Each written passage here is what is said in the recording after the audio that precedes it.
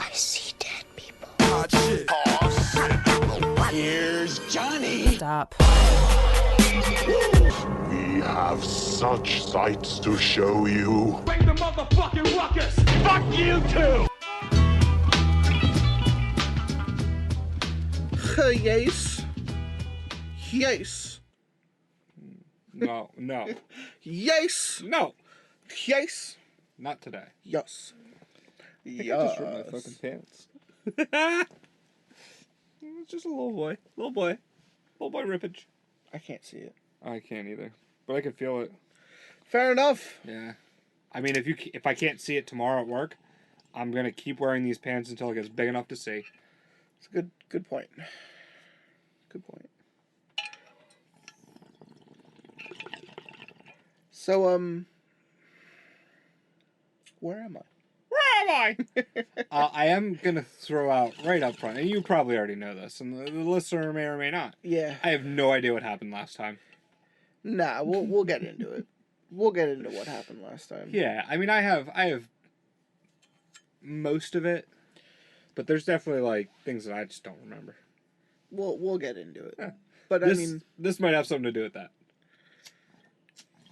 Oh, that definitely has something to do with it. Yeah. Yeah. We're like we're 2 steps away from really awful res hits. Actually, we might be there. Oh, I was gonna say that was way more res than I thought it would be. You also like super torch the bowl. You're a very gracious bowl torcher. I like to think I cut the pie very sensually. That's fair. But you go full hog. Well, I also don't know Something your bowl. I appreciate about it. Right, my bowl, yours is like dense and down. Right, mine's deep. Yeah, mine is like a flower. It's very wide and very narrow, so you Wide and have to do thin. that because there's not much on the thing, on the part you're lighting, there's not a lot, but it's super, super wide, so you get like a big kind of, So what you're saying is like pool, you're puddle. like a chode. You're like a tuna can. Oh, I'm flatter than that, yeah. And I'm a thick old tunnel. I like to think of it I'm a more thick like tunnel. I'm an A cup and you're like a double D. Although, like, the If size you isn't all if that. you want to think of them as like girls, that's fine. I'm into it. I mean, I'm not like, sitting over here deep throating my bog like Frauds Yeah. Boo would. Yeah. I once saw that man swallow like an entire water bottle with his mouth. without believe even that. without even like Has no hesitation. with no hesitation. Just fucking. I would say more than a third of this water would be in his mouth, and then he would just take it back out and be like, and I'd be like, Jesus fucking Christ. Yeah. Hey. When you're good at what you're good at. I was gonna say $20 is $20. That's what he would say at least. He doesn't listen to the show though, so fuck that guy. Yeah. Well, isn't he married now? No. No, not yet. No. Okay. No. No. I tried to do the whole no thing from Get Out. Okay. No, by the way. Nope. This is gonna be super res. You're good to hit that if you want, but otherwise, let's place her back on her plenty pedestal. good without. That was more than enough for me. Which brings us to the point that we were trying to make. We were really fucking stoned when we read the last part. It was also just as late as we were recording this one. Yeah.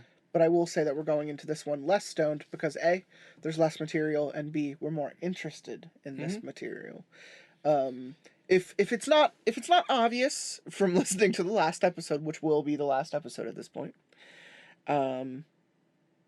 we were not the hugest fans of the Ransom saga. Sure. It was a little all over the place. It was a little bit cursed by the I'm making up shit every week I sit down and write. And lack of planning, I guess. Yeah, lack of arc. You know, someone sits down. You know, George Lucas sits down and he writes Phantom Menace. I mean, Bones of Phantom Menace, all the way to Return of the Jedi. Absolutely. Because he wanted to start with Anakin's story, and he Yeah. was like, "We don't have the budget for this. Luke's story is better for the budget."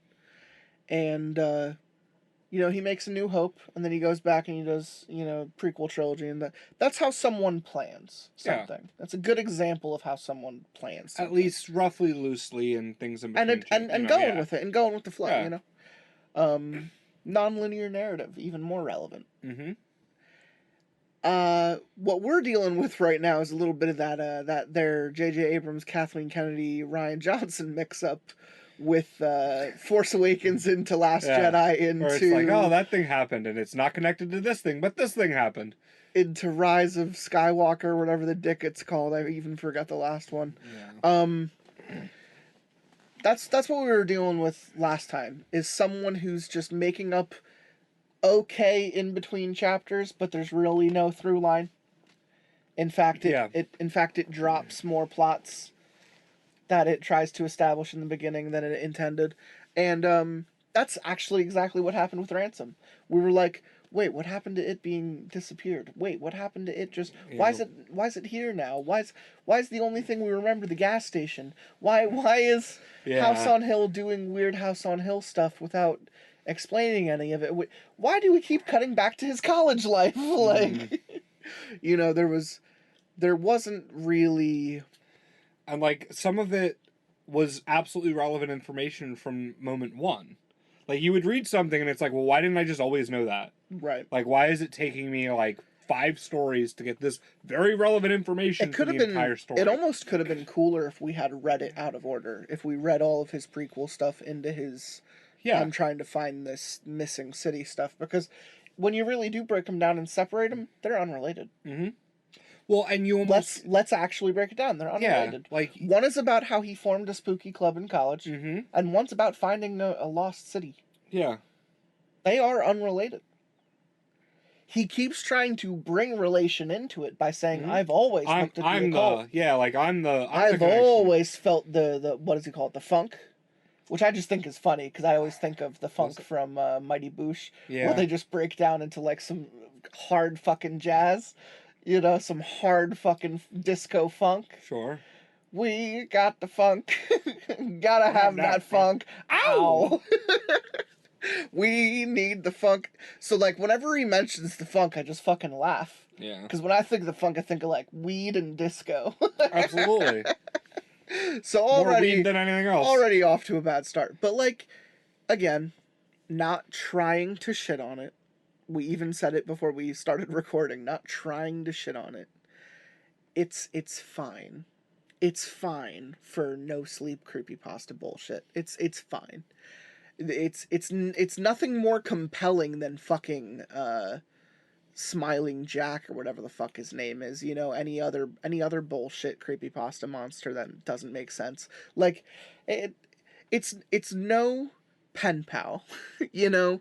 We gotta understand our standards here. It's not as well thought out as we wanted it to be. But that's not really the point either. Let's get back to it. The real point was the post material. Absolutely. We've been looking forward to the how is this real or what is this related to narrative, because that's why I got this. Apparently that's why this series is interesting, because I think we're about to read someone who draws it back to real world events.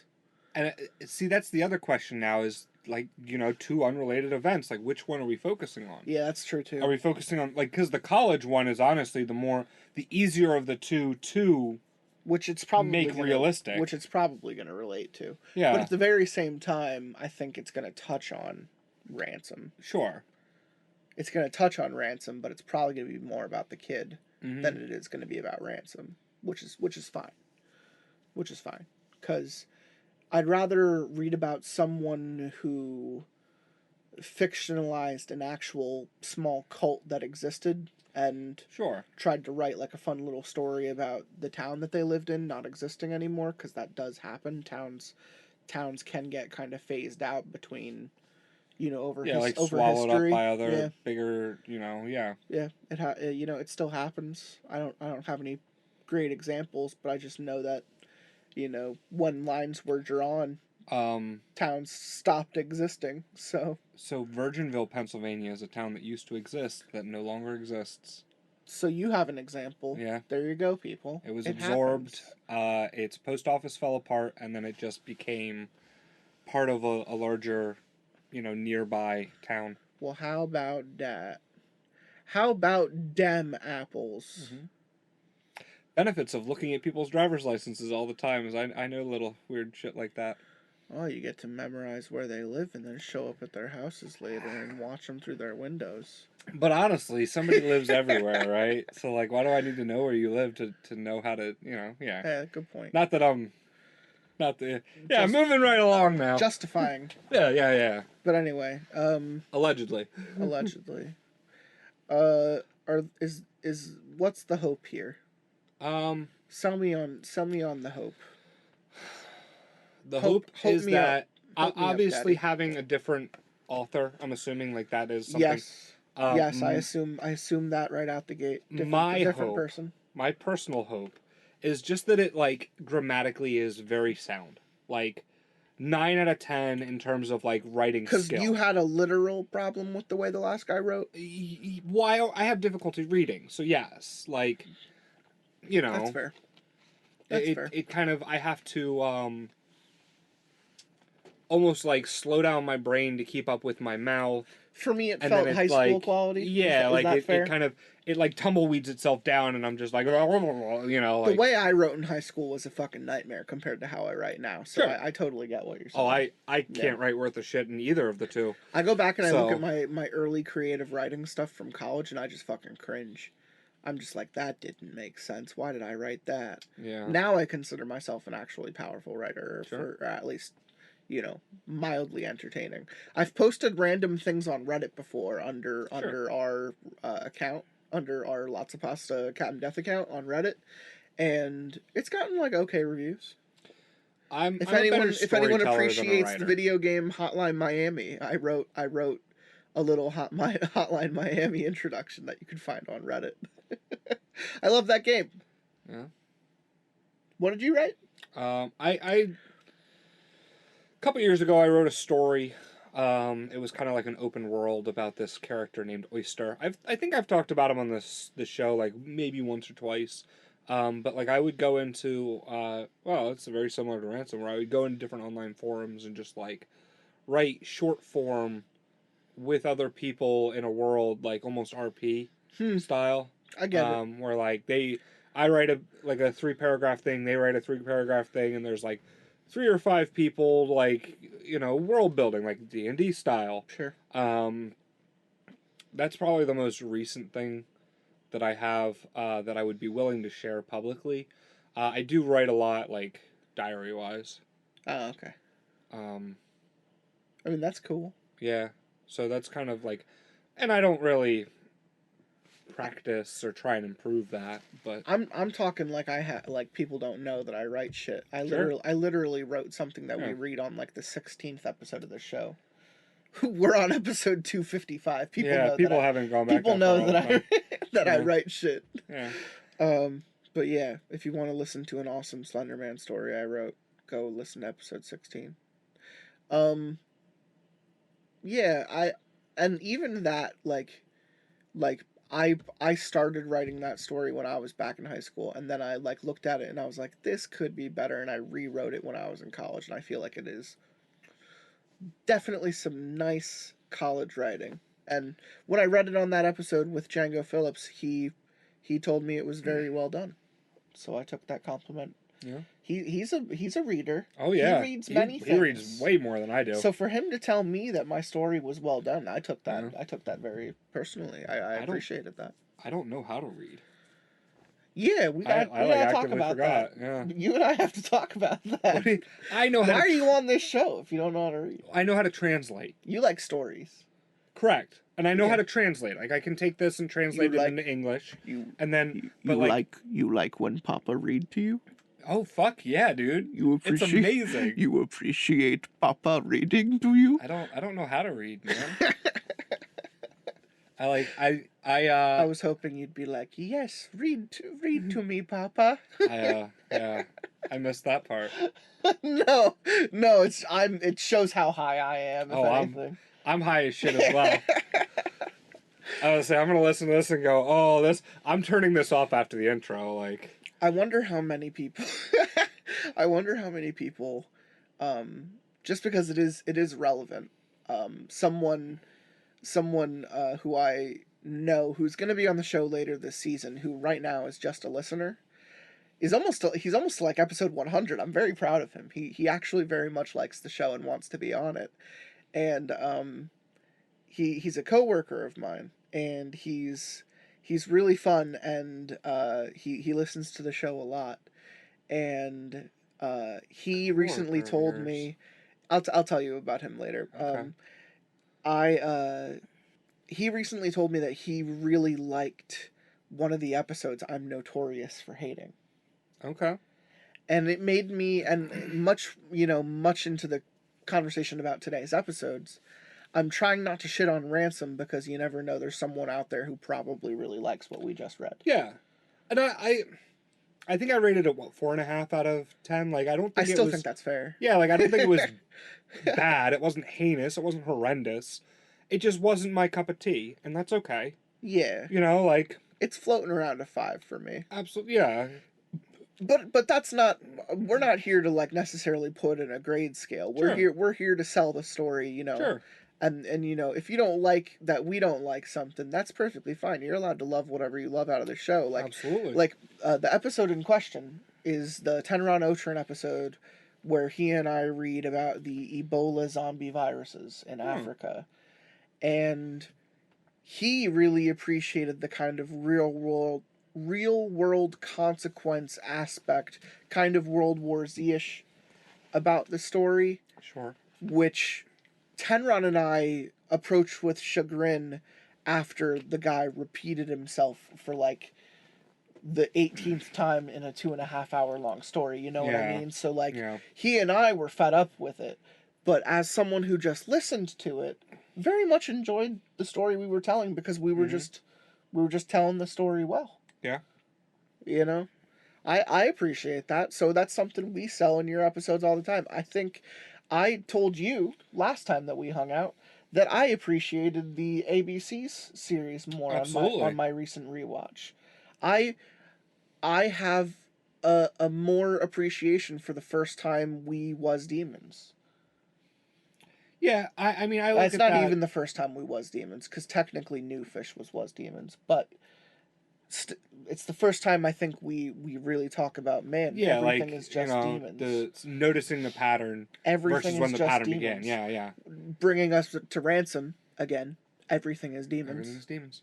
Fucking was demons. One day I'll make a T-shirt that just says was demons. Yeah, I would buy that. Just like how for Sofa King I have to make a hot tamales T-shirt. It's just gonna be some like peppers with tits. Oh, I'm into that. Because instead of saying I like both of those. Instead of saying hot females, we said hot famales. So I gotta make that shirt as well. I'm sure there's more in there that I'm not thinking about. But yeah, some of my favorite quotes from this show would make nice shirts. Was demons is definitely one of the shirts I want to make. But yeah, you know, the fact that someone was able to like something that we didn't love is totally cool, and I appreciate that about people, and I'm glad that I kind of learned that, because it gave me a better eye for how we approach Ransom, I think, at the end of the day. Sure. I don't hate it. Like we said, it's not the worst thing we've ever read, but we are more excited about this part.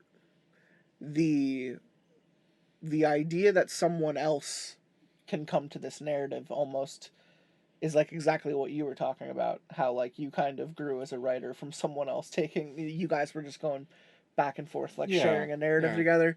Here's someone who might be handed off and actually be like, oh, this is a good concept. I'm going to run with this shit. And I don't actually know if it's nonfiction or not. This could be complete fiction. Sure. Just a part 2 that someone felt like writing to this story. But Well, did part 1 ever announce itself as fiction? yeah. Okay. I mean, it was on Nosleep. Okay. When things go to Nosleep, you tend to think that they're fiction. Sure, sure.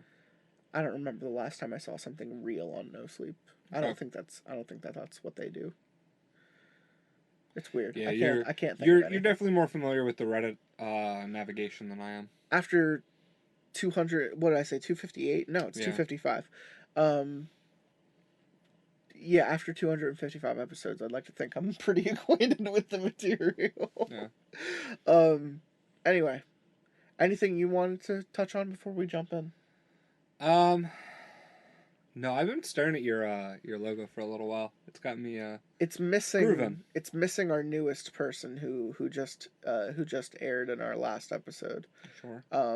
But that's Midnight Bride's husband, Afternoon Groom. I gotta get him in here. He looks like an anime character. I like the flow. Same. I feel like all of my It cartoons melds very well. All of my cartoons. Oh fuck, dude! If I had my phone, I've been drawing the D&D characters for my current campaign, and they've been coming out sick. Yeah. The last 2 guys are probably wondering where their characters are, but I've just been busy. That's fair. I drew 4 out of the 6 of them though, and I think they look sick. I'll show you sometime. But yeah, I feel like my characters, like the way I drew everyone on the show, flows very well. Mm-hmm. It reminds me of like street art. Yeah, I'd agree with that. It's very the white outline kind of gives it all the spray painty vibe. Yeah, like the pop. The pop, the contrast. They work really great as stickers. People love buying the faces as stickers and just tagging them on places. Sure. I thanks Kitty the most for that one. Our wonderful member. Kitty is here. Yeah, Kitty's on the screen there. Taurus filth. But yeah, art. Yeah. That's fun. Buy our shirts. This is an ad for our shirts and stickers. Go buy our shirts and stickers. You can find them on redbubble.com.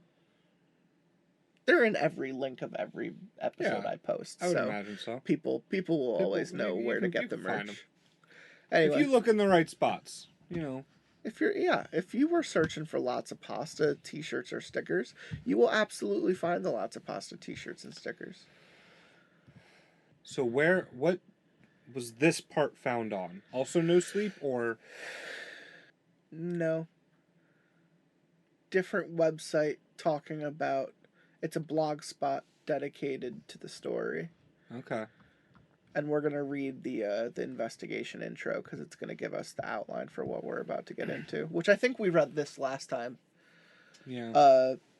Unearthing the Mystery of the Ransom Saga, a search into the Nosleep mystery, a story on Nosleep, which, while at first glance seems fictional, contains backstory that several people, including myself, happen to have lived through and experienced firsthand. This is my investigation into this story. It could be the same person. Yeah. Maybe not. I hope it isn't. It doesn't sound like the same person. I kind of want to start. Okay. Can I start? By all means. I always feel like I let the guests start. People comment. Let me know if I'm the one who usually starts, because I usually feel like I let the guests start. I want to start this one. I definitely started last time, so by all means. Hell yeah, dude. This is what caught my eye. The thread is called, I think a Nosleep may be real.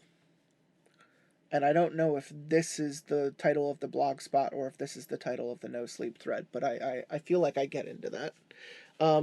This is the companion piece to the Ransom Saga that we read last episode. Hey everybody, I know this may sound stupid, but I think I found an ARG, artificial reality game on Nosleep that may, if it isn't completely real, at least be somewhat real. I was looking up the best horror stories on Reddit and I found this recommendation. On it, I found part of the Ransom Saga, also known as My Hometown Doesn't Exist. I can't necessarily say for sure that the story is true, and I wasn't there for any of the events of the story. In my opinion, the writer may have been a bit insane, or may have been trying to tell an interesting story to conceal some level of truth. But I was there for some of the backstory. So, yeah, this isn't going to be about Ransom. This is going to be about the Funk Club in college. So there's your first mystery solved. There is a place that was called the Atlantic Baptist Bible College in a town called Chester, Virginia, so that part is true. I went there from 2000 to 2004, and during that time I experienced several of the stories, especially of the one referred to as the Night of 1,000 Hells, which is the possessed chick in the one dorm, and he says, "Shut the fuck up and get out," and it just fucking leaves, which I love, by the way. Yeah. I went down the rabbit hole and read everything I could, including a stolen quote-unquote version of the stories on a Korean page. I still hold firmly in mind that the OP may have been nuts after the things he'd seen, or just trying to tell a decent story, but I guarantee you there are a lot of people who witnessed the events of the backstory beside me. The weirdest part of the story comes at the very end, when the OP said and it was all a fake. He posts as a regular person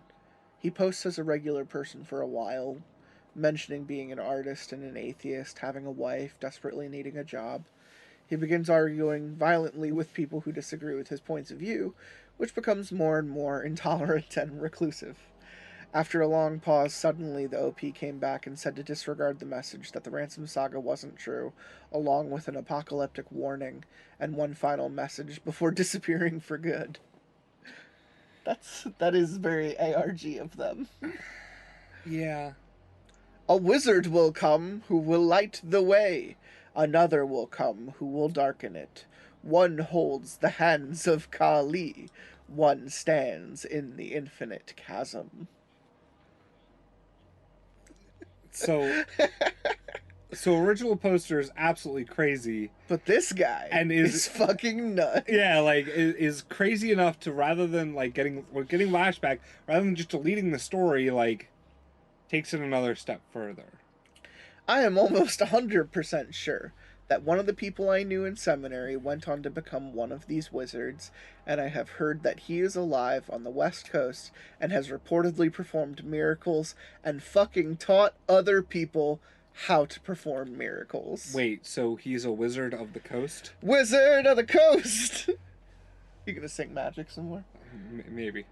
I'm absolutely not kidding, and after what I saw at that little seminary in Virginia, there's no way I don't believe it. I believe the Ransom ARG may have been a story, a fake one, but that the purpose wasn't to advertise an upcoming game or a movie or some company, but rather to tell the world about the existence of this wizard. And like I said, after what I saw in seminary, I'm absolutely sure that he is real. I'm going to start investigating this mystery, and I would love anybody who can help me out. I feel like this is the same author. I don't think so. Really? Yeah. Okay. Update number 1. I'm going to start my investigation tonight, but first I'm going to type up some information. I'll post it to Nosleep, but I want you all to understand this isn't part of the game. I really believe there's something going on here. See, when you say things like find that, out what it is. That's why I think it's the same. This is not part of the game. Like, that's why I think it's the same. He already said, though, that the person who made the original account doesn't exist. So what if it's not the same person, but like his buddy or something? You really think it's the same exact person? I think it's the same exact person. And they got down this rabbit hole and they couldn't dig themselves out, so they just like hit reset real quick. Well, and like, let's do some weird shit and then start over. Here's where I'll fight you. Okay. If this does actually talk about real world events. Okay, that's fair. If this does actually talk about real world events. Just one news article, I'm in. Yeah. If not, and it just reads as another story, I'd believe you. Yeah. But I think we're gonna get multiple depths, I think, here. I'm sure. And my first guess isn't always gonna be my final guess. Oh yeah, we evolve. Yeah. Yeah. So I'm gonna start my investigation tonight, but first I'm gonna type up some information. I'll post to Nosleep, which is the first clue that it might be fake. But I want you all to understand this is not part of the game. I really believe there's something going on here and want to find out what it is. I don't really think it has to do with Ransom or the main story, but rather the backstory and Esper. Yeah, the club, right? and the existence of these two wizards. I'm posting here and on Nosleep for obvious reasons, but I don't want to confuse things. What I'm typing is real and true unless I'm insane, but if I'm insane, a lot of other people may be too. Again, hoping this is real, probably not. Leaning on the not side. Update number 2. Also, posting this one at the same time for all the people who are interested in helping, especially you who said you were in a different continent. Please, please help. You have internet, brains, creativity, communication with other people. I tried to contact Rainbot and Scare Theater on YouTube, but haven't heard back from them and was thinking about contacting Nightmare Expo next. I started this profile on a YouTube channel originally because I wanted to make videos about Pets Cop, because I believed it may actually be either pointing to a real killer or the killer himself bragging about his exploits. Pets Cop is a real thing, so he's actually referencing real life stuff right now. And that's the whole Candace Newmaker connection, is there to show that it is someone related to her, possibly her birth parents. That's a real deep dive for Pets Cop, but I do recommend checking that out on YouTube if anyone wants to know what Pets Cop is. Just fucking watch it, you'll like it. But when I found this, I knew I wanted to change topics because of my own personal connection to the story. I don't really have the skill to do videos or anything, but I don't even know if I want to anymore. I originally wanted to try and make money from this, but now I just really want to solve it. Can you scroll up a little bit real quick? A little more. Go to one more page. Yeah, down, right there. I want to see 1, 2. I mean, I guess there's a lot of fucking commas in every single fucking sentence. Yeah, I mean... Yeah. You can go back to where we're at. They run on for sure. Yeah. So there's definitely a little bit of a different writing style. Yeah, this comment shouldn't be there. But you're right. You're right. 2 of the 3 shouldn't be there, yeah. Update 3. Also posting at the same time because I still had one more thing to say. Some people in the comments were posting that maybe Nosleep OOC isn't the best place for this, but I think they don't necessarily believe that this isn't part of the original series. I assure you it's not, but I know that my digital word isn't enough. Is there a better place to do this then? I don't want to clog OOC with all this and risk getting it removed, but I also don't want to put it on Nosleep and risk people thinking it's just a Nosleep. Also, like I said, I don't really want to put it on YouTube anymore, and I really don't have the skill to do so anyway. Also, just so everyone knows, I'm not going to say the name of the user or the video, especially since I believe it's just an attempt to get exposure for their music video by capitalizing on the opportunity. But someone personally messaged me a link to a video with the message headline, Save You, and the number 4 in the text. It seems to be a regular music video, but about 20 seconds in, a creature that looks very similar to the tall, smiling man from the story, although not exactly, his face is partially visible, then rather made of a solid shadow, and he isn't so tall, he has to bend in half to fit in the room, but I still had to shut it off immediately. More in the comments. Okay, so leaning into the fictional side of things, I feel. I posted my experience in the Night of a Thousand Hells here, which we will read. I would say that's a live link. That's the first blog spot that we read below. So does that links to Reddit? I think it tried to, which is why I copied it somewhere else. Sure. I just didn't know if that stayed on the same blog website. I think it's on the same. I think it actually leads to the same blog. Okay. Oh no! Wait. This is a comment on part of the real Nosleep. Interesting. So that one actually led to Reddit. Okay. It got taken down for not having the original author's permission to be posted. Does anyone have an idea where I could better move my investigation? And this is where he describes, I'm moving everything to a blog because it doesn't necessarily belong on Nosleep, which I'll update the address to as soon as it's ready. Like I said somewhere else, I was originally going to post about Pets Cop because I wanted the fame of trying to catch a possible real murderer and to make some scratch while I was at it. I do not want that anymore. This is too close to home. I'm not trying to get money or fame, but if there is any truth to this, and I fucking know there is because I lived through it, I want to find it out. All I want to know is All I want now is for people to hear about this. It doesn't have to be through me, and collaborate to solve the mystery and see if there's any more truth to it than I personally, or admittedly, only anecdotally so far, know there to be. I will be moving the investigation to a blog located here. Again, my intent is not to make money from this, but to expose the world the exciting idea that there may actually be a real no sleep that indicates the possibility of something truly supernatural happening in the world today. I'm very excited at the prospect. Please come help me investigate. It feels like the ARG, but it doesn't feel like the same writer. Yeah, I agree with that. I feel like someone just picked up the material and said, dude, you had something good here, but you just suck at writing, so I'm going to redo it for you. Yeah, but they also suck at writing. And not as bad. At least not that doesn't fair. That didn't The feel that was the format of a Reddit page. Yeah. Which is why it felt like multiple posts. The flow was definitely better. It felt like multiple posts because it was multiple posts. Sure. I was just trying to collect as much of the information as I could before we moved to the blog, which this is the first story. This is the redo of The Night of a Thousand Hells, which I think I read in our last episode. So you're going to be able to read it this time. Okay. This is the original story, July 28th, 2018.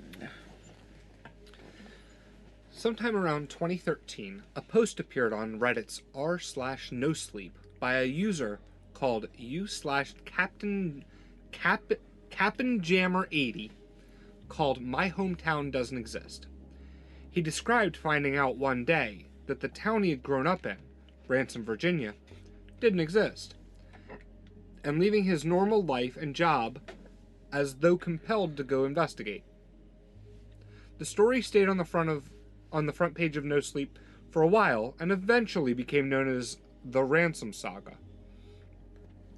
OP describes the terrifying supernatural experiences and visions he has on the road while driving there, and commenters begin offering advice and research on the story so far. Oddly enough, most of the information they came up with corroborates OP's story, and they likely find the site of Ransom. Once OP arrives at the town, at different points he finds it abandoned and ruined, run down, and relatively new-looking and populated, but people acting very odd.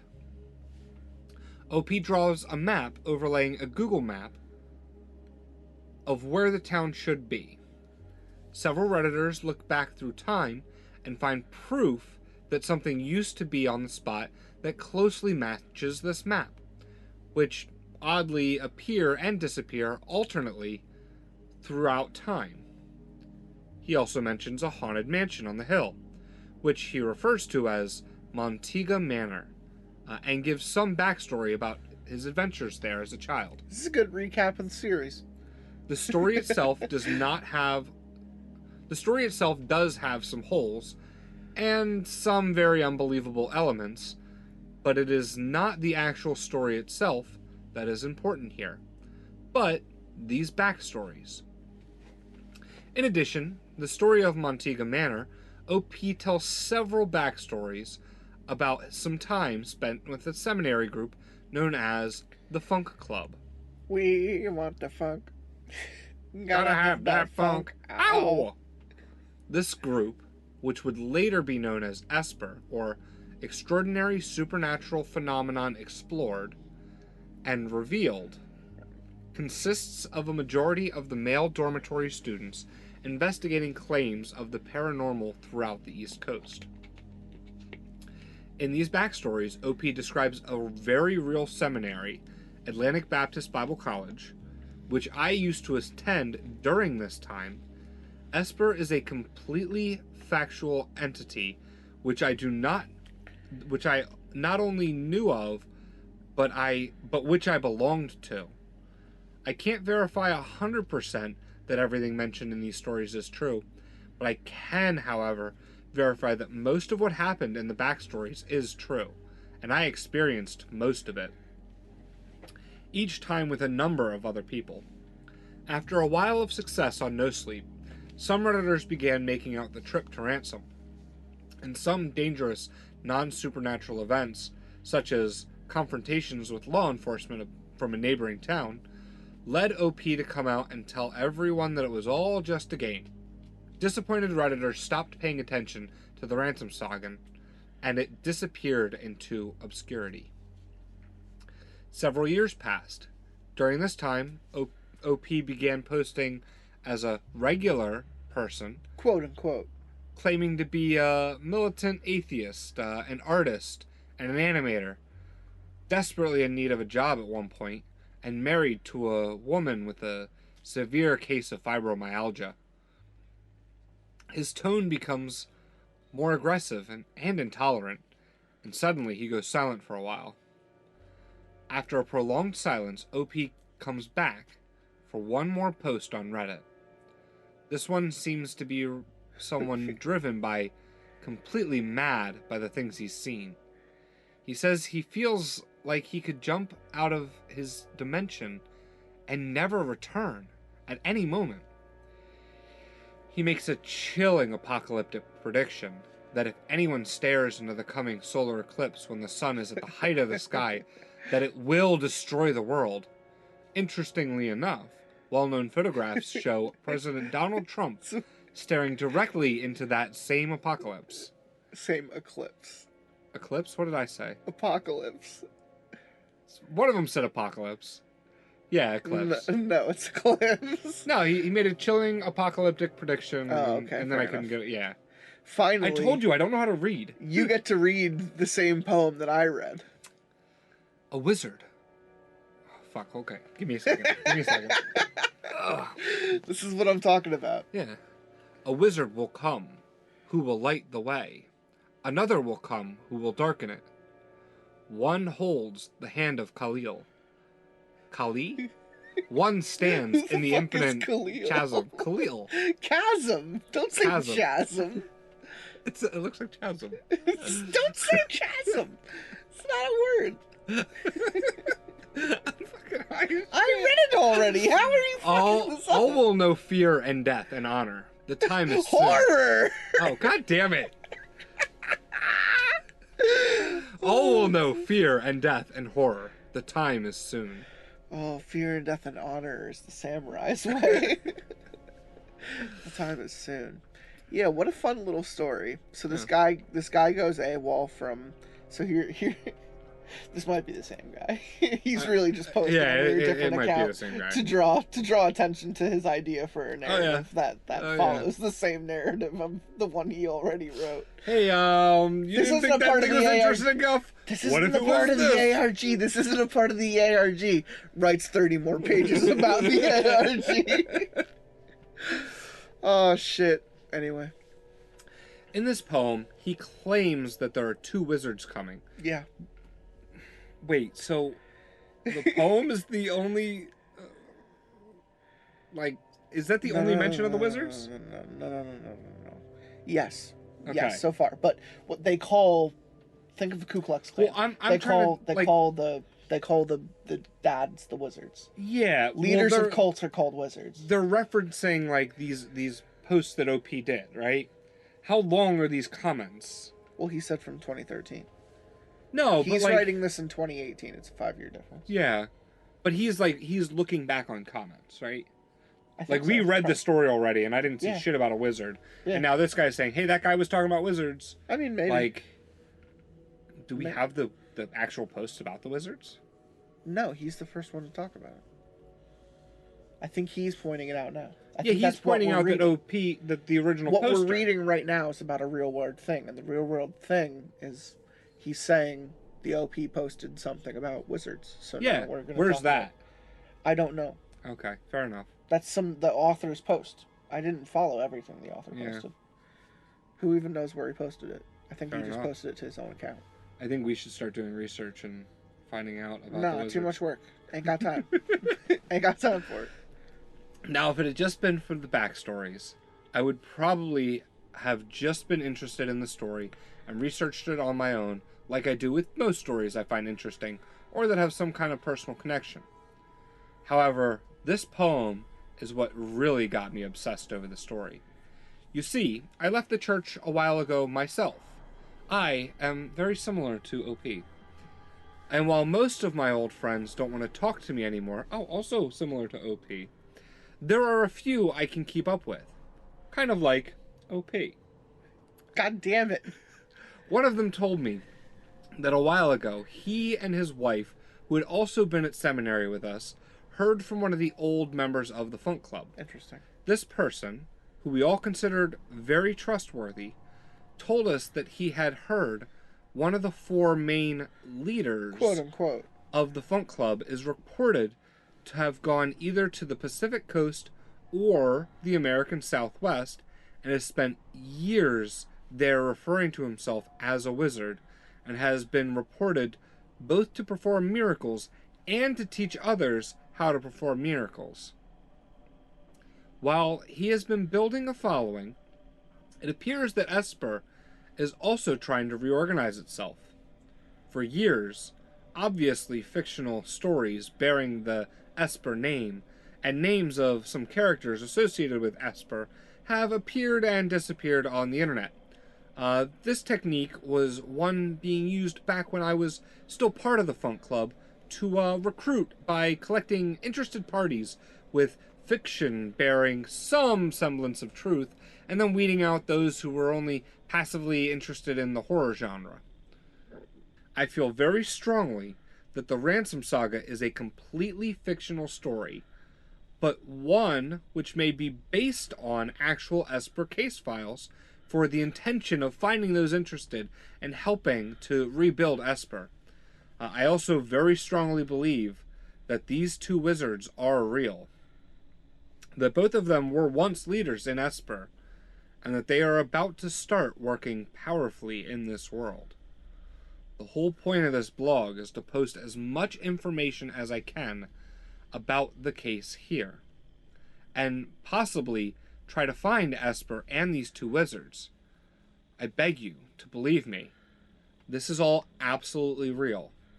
They may be difficult to find, but literally anyone who went to Atlantic Baptist Bible College between 1999 and 2004 should be able to verify these events, especially people who lived in the men's dorms during the Night of 1,000 Hells.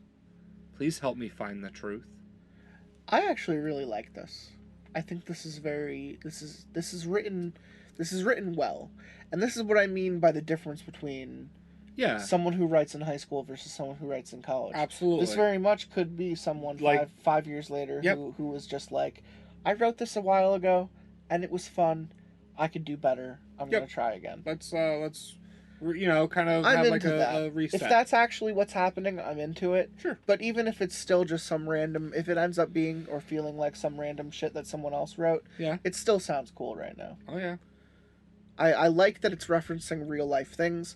I like that it's on its own blog spot to promote that it's not a Nosleep, at least on paper. The dedication to things is there. And again, I think I do like this is a link actual real dates to the real blog spot that still exists, by the way.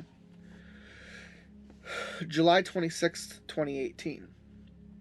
Before I get very deep into this, I wanted to make one post containing all the information that makes me believe beyond the shadow of a doubt that there is, in fact, a real Nosleep story. It's done in the form of a timeline for all the information we have to date.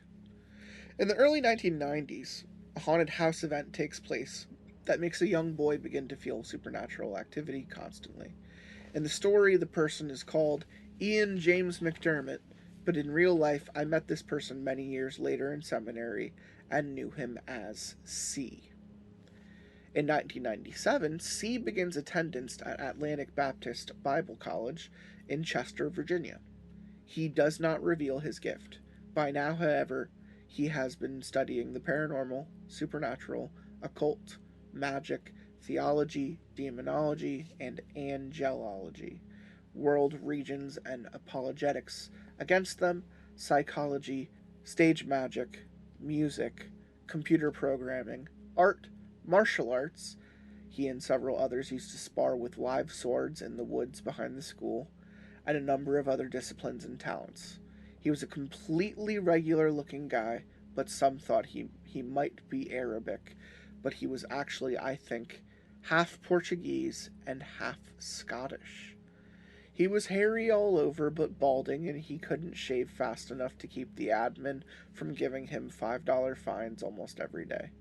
He wore glasses and always dressed as though inspired by the fourth Doctor Who. Many people considered him family and looked at him as a crazy uncle. He always said weird, nonsensical things that would make the entire room erupt into laughter. And he would sometimes just move about the campus by rolling or building an X-wing out of cardboard around the campus lawnmower. No one knew what he really was like until the night of 1,000 Hells, and then he was never his old self again. 1998. G joins the school. He is a few years younger than C, but many consider him a genius, and he was able to graduate school much younger than people around him. Still, he is strange-looking, around 5'3", husky, thick transitioning glasses, and a black goatee. He dresses up for every holiday in gaudy light-up garb, and despite being totally serious at all times, including those, he sometimes erupts into making goofy sounds and faces at people just to freak them out or make them laugh. I like that dude. Not many people know about the horrible marks all over his back that looked like he had been mauled by a bear. He would tell you it was back surgery he had as a young child, but one of his roommates who had an experience with Bloody Mary as a child hinted that he had confided his secret to G, and so G had confided the same. This story is, unfortunately, all hearsay for now. G was the more stern of the two, and even after the event, his demeanor didn't change one bit. 1999. C is suspended for the first time, supposedly for watching the original X-Men movie over spring break. Early 2000. C is suspended again, this time allegedly listening to Johnny Be Good, again, over spring break. Rumors spread about him getting into so much trouble for dumb reasons because he and G were the leaders of some type of cult that claimed to run around battling the forces of evil. The name we knew it by then was the Funk Club. Mid-2000s, C returns, and although I am his roommate for a quarter, I am not aware of, at this time, that he and G continue leading the Funk Club on expeditions. Mid to late 2000, I begin experiencing paranormal activity in the dorm and learn that I'm not the only one. My friend Jared introduces me to G, and through him I learn C is one of the leaders of the Funk Club. I am adopted into the family. End of 2000, everyone bides their time waiting. All is quiet for a while. Then the sentient shadows start appearing everywhere. January 2001. Over Christmas break, I take what is known as the ride down what is called Snake Road with C and G.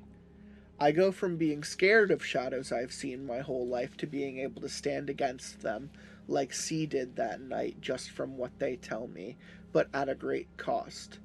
I now know that everything is real, and that's a scary exchange if you think about it. By this time, some espers might have actually either gone away and refused to talk to any of us anymore, genuinely gone nuts, and I believe one at the time may have actually committed suicide. Yeah, they talked about that last time. Yeah. The kid who just, walked off into the woods. Mm-hmm. See you, bye. Oh, fuck. The kid who walked off into the middle of the woods might be G in this situation. Maybe. I don't know. Yeah. 2001, I began accompanying the Funk Club on some of their adventures and investigations. By this time, B and D had also joined the school in the Funk Club, and had worked their way up to being in the inner sanctum.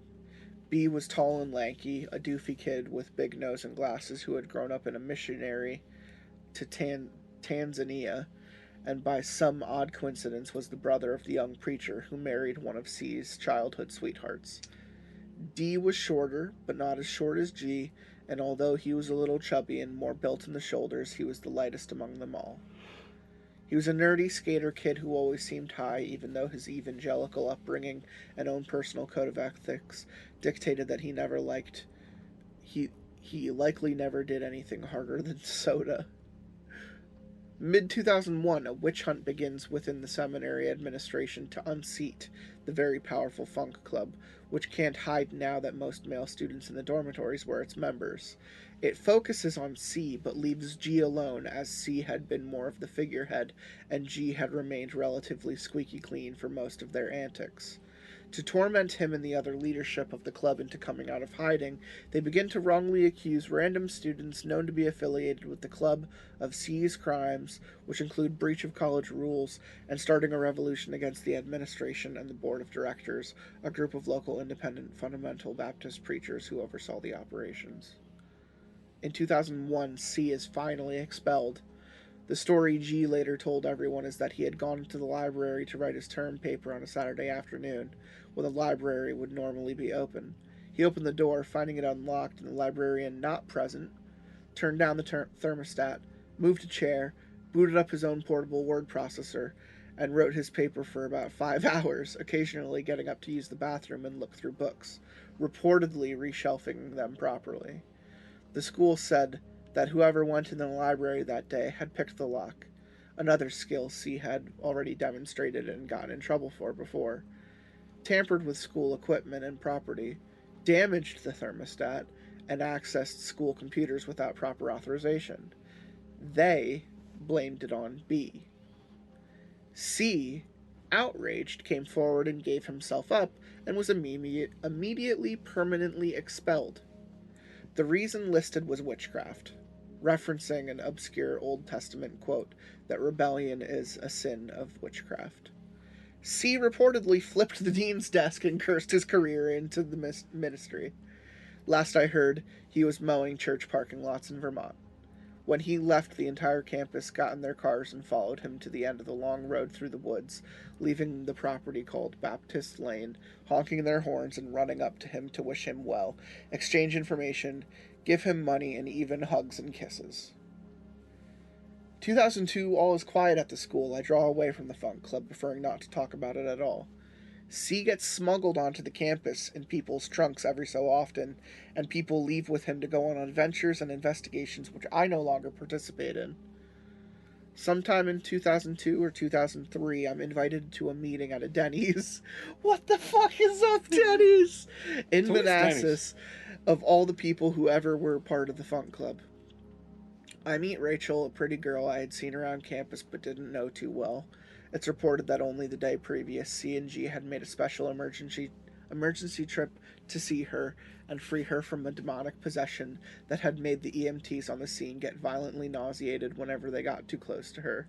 Out of all the people who were part of the Funk Club, not including those I wasn't aware of, only about 1/3 showed up. Still, almost 20 people. C passes a motion to take this across the country, maybe even across the world, traveling and helping people with paranormal, supernatural, and cult-related problems. He wants to call it ESPER, Extraordinary Supernatural Phenomenon Explored and Revealed. The motion is passed unanimously.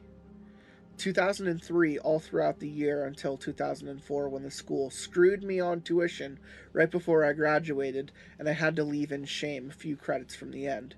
The administration somehow manages to completely eradicate the on-campus remnants of the Funk Club. G had already graduated, was reporting to traveling with C. Esper never sees the light of day. 2004.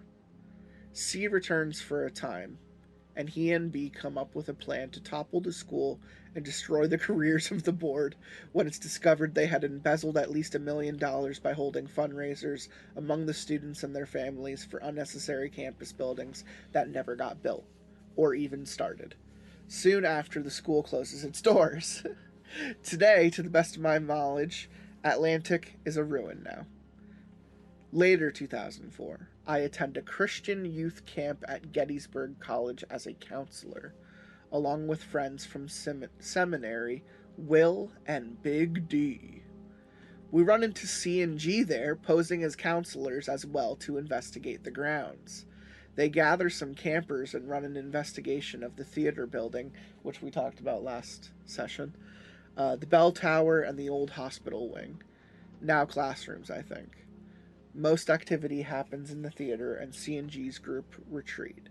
They regroup and go back in, but some leave and report C had been injured, and one camper had initials carved into his wrist that were later found on a plaque he could not have seen yet.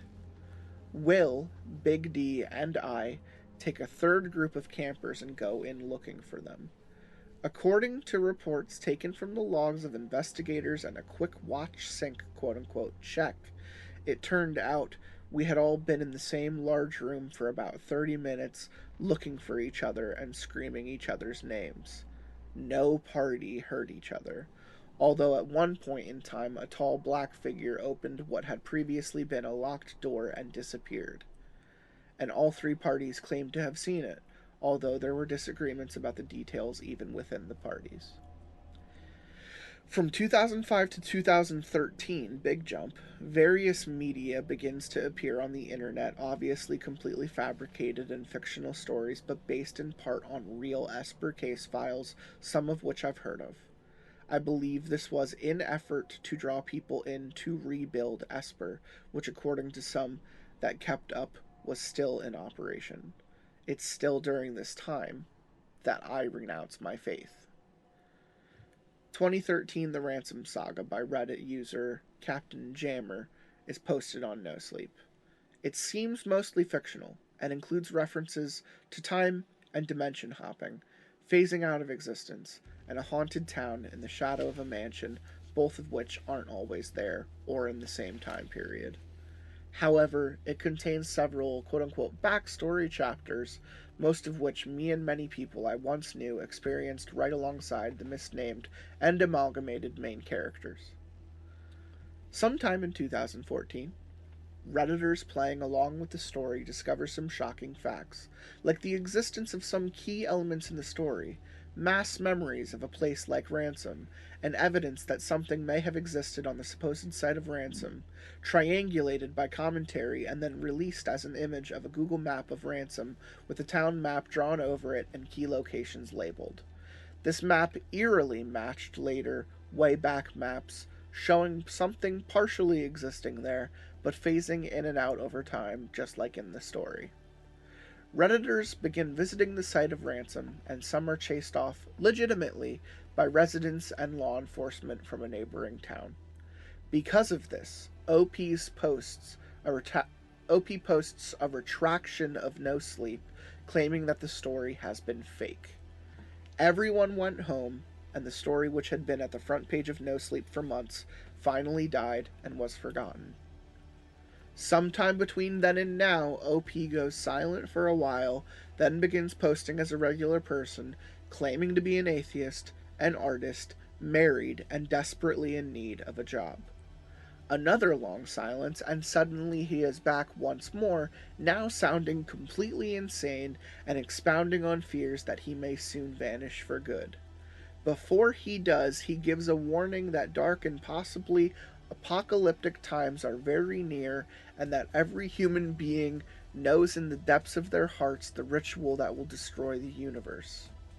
He claims that if anyone looked into the sun in the height of the sky during a solar eclipse, they may be tempted to perform this ritual, which could be different for each person. Maybe coincidentally, this post was made very near to the full solar eclipse, and this is the eclipse during which American President Donald Trump looked directly into the eclipse. OP also mentions a poem about how two wizards are coming. One dark, one light, one who, quote-unquote, holds the hand of Kali, and one who, quote-unquote, stands in the great chasm. Chasm! 2015. I love this timeline, by the way. It actually is putting things in order for me very well. I am seeing, like, a through-line narrative here. Yeah.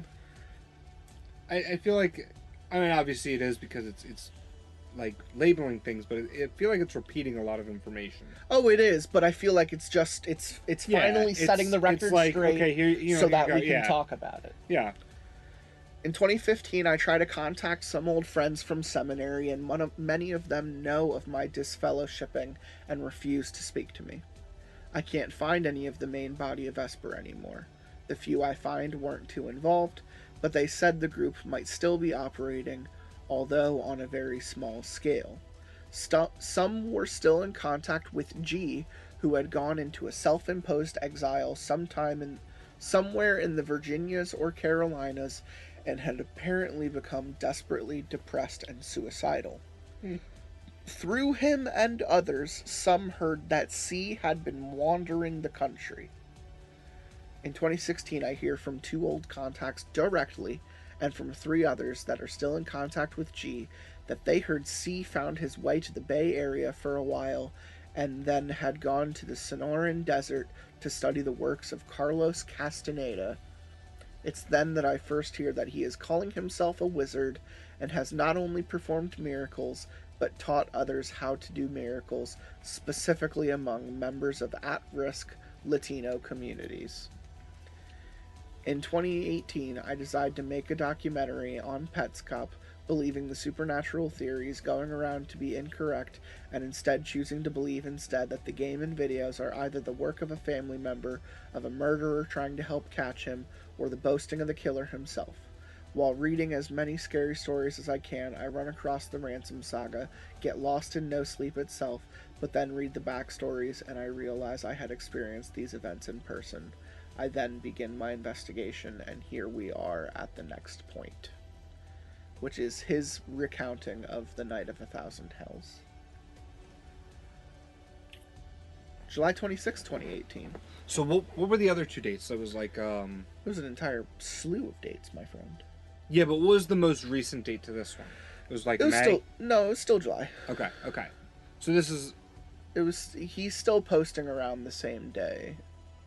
Yeah, it's the same July day. 26th. Okay. So this is still from... So, yeah. Oh, okay. So this is exactly the same day.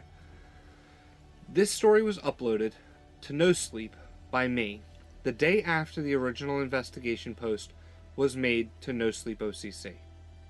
It was taken down understandably because I didn't have the OP's permission to use his story. However, this is, and as I quite explicitly in a text, a real story that I really experienced myself, and is therefore, in fact, my OC as well. Hello everyone, I thought I'd post some of my experiences with Esper here. I want it to be understood, however, that this is related to my investigation into a Nosleep series that I believe may be real.